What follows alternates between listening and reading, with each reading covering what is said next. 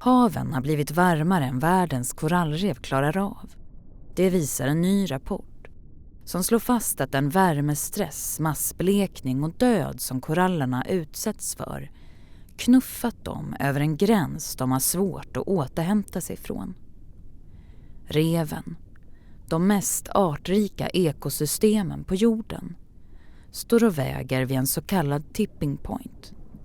Och utan en drastisk minskning av den globala medeltemperaturen kommer många av dem troligen inte finnas kvar så länge till. Men det finns ändå platser som kan ge hopp. This is a very special location on the earth given what it's gone through, and I think we can learn a lot to prepare corals for what's coming with climate change, to see the resilience of these corals. Korallerna har återvänt till Bikiniatollen. Nästan 80 år efter att den här platsen totalförstördes av amerikanska kärnvapenprover kan korallrevsforskaren Sylvia Jageros och hennes kollega Didier Sokkola samla in prover från ovanligt orörda och välmående koraller. Trots det de utsatts för har livet återvänt. What we try to understand here is reefs that have undergone such a huge impact.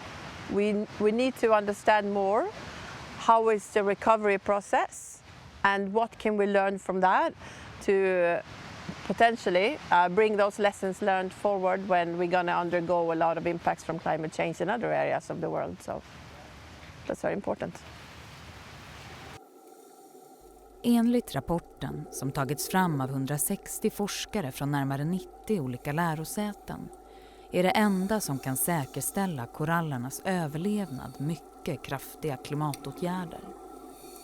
Men forskarna säger också att det lokalt går att göra skillnad. Genom att minska belastningen på reven kan korallerna bli mer motståndskraftiga. Något korallerna vid Bikiniatollen visar prov på. It's crazy down there. It really is. It's amazing. Oh my goodness.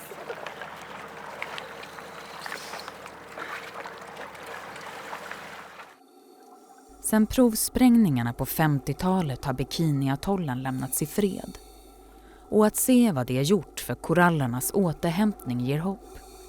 Även för en korallrevsforskare som dagligen får se hur illa ställt det är med världens koraller. I think this trip has given me energy to continue do what I do. Sometimes when you work and you see that, particularly last year was very bad for coral bleaching.